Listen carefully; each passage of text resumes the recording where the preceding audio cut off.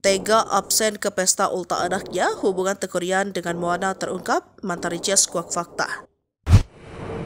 Tega tak hadiri pesta ulang tahun Moana yang kedua tahun, Teuku Ryan ungkap hubungannya dengan sang anak. Mantan Ria Riches ini mengaku tetap menjalin hubungan komunikasi dengan Moana meski sudah berpisah dari ibunya. Ia menyebut selalu menjaga komunikasi dengan anaknya.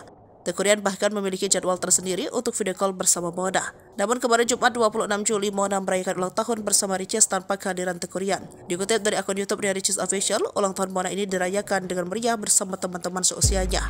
Menggunakan gaun hijau seperti Tinkerbell, Moana tampak bahagia menikmati pesta ulang tahunnya walau tanpa kehadiran Teuku Ryan. Dikutip dari Tribun Seleb, ada alasan kenapa Teuku Ryan tidak hadir dalam pesta ulang tahun anaknya. Meski tak hadir, namun sehari sebelum anaknya berulang tahun, Teuku Ryan sudah bertemu dengan Moana. Ya, pokoknya saya belum dikasih kesempatan untuk ketemu Moana langsung di hari ulang tahun, tapi kemarin udah ketemu, kata Teuku Ryan dikutip dari salah satu kanal YouTube Sabtu 27 Juli. Teuku Ryan sebagai seorang ayah hanya bisa mendoakan anak satu-satunya itu dari pernikahannya dengan Riches di hari ulang tahunnya. Ya, kita sama-sama doain ya buat anak saya dan ibunya, ujar Teuku Ryan. Padahal Teuku Ryan ingin sekali merayakan ulang tahun kedua sang anak bersama dirinya. Namun sayang, Ria Riches mengajak kembali Moana pulang ke rumahnya. Hal itulah yang membuatnya tak bisa merayakan ulang tahun Moana bersama. Ketemu Moana kemarin Kamis, kirain masih bisa bareng sampai Jumat pagi. Ternyata ya Allah berkehendak lain, tiba-tiba dijemput ya akhirnya pulang tahunnya enggak bareng saya, tutur Teuku Ryan.